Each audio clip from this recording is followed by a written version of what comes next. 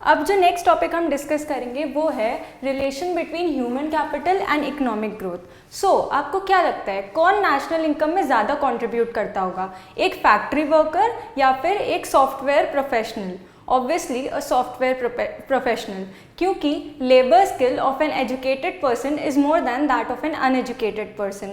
Economic growth basically होता क्या है? It is an increase in the real income of the people.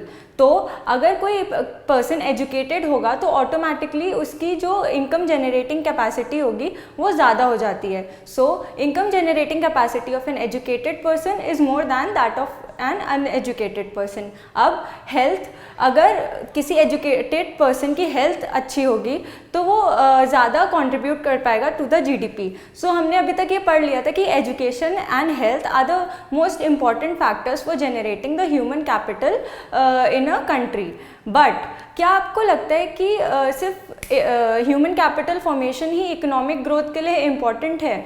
ये कहना थोड़ा गलत हो जाता है, या हम कहेंगे ये इतना अप्रोप्रिएट नहीं है। ये क्यों? क्योंकि कुछ मेजरमेंट प्रॉब्लम्स की वजह से, जैसे कि एजुकेशन सेक्टर में अगर हम देखें तो एनरोलमेंट रेट या फिर टीचर प्यूपल रेशियो, ये सब क्वालिटी ऑफ एजुकेशन नहीं बताएगा। Similarly in the health sector infant mortality rate या फर्टिलिटी रेट, ये सब किसी भी कंट्री की हेल्थ स्टेटस को डिफाइन नहीं कर सकता इतने अच्छे से। सो हम ये नहीं कहेंगे कि ह्यूमन कैपिटल फॉर्मेशन की वजह से इकोनॉमिक ग्रोथ होती है। अगर हम पास्ट फ्यू इयर्स के फिगर्स को देखें और 1951 और 2012 के डेटा को कंपेयर करें तो हम देख सकते हैं कि कितना इम्प्रूवमेंट है। रियल पर कैपिटा इनकम 1951 में 5708 का फिगर था, जबकि 2012 में the figure is 38,037। Similarly, death rate was as high as 25.1%, जबकि 2012 में जो रेट है वो गिर के 7% तक आ गया है। Similarly, infant mortality rate 146 से 142 पे आ गया है। एंड लाइफ एक्सपेक्टेंसी पहले कितना था मेल का was 37.2 एंड आज की डेट में 64.6 है, जबकि फीमेल का इट वाज 36.2 एंड आज 2012 में it was 67.7। Similarly the literacy rate is 16.67, जबकि 2012 में it was 74। So these are the indicators of the education and health sectors in India and we can see that there is a drastic improvement in this.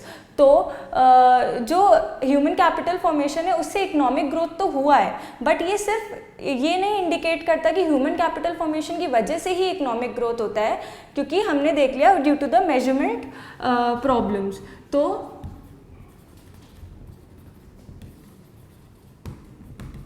Human capital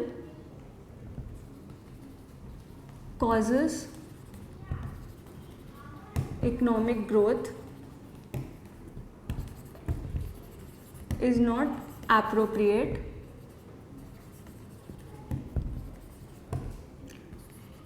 because of measurement problems.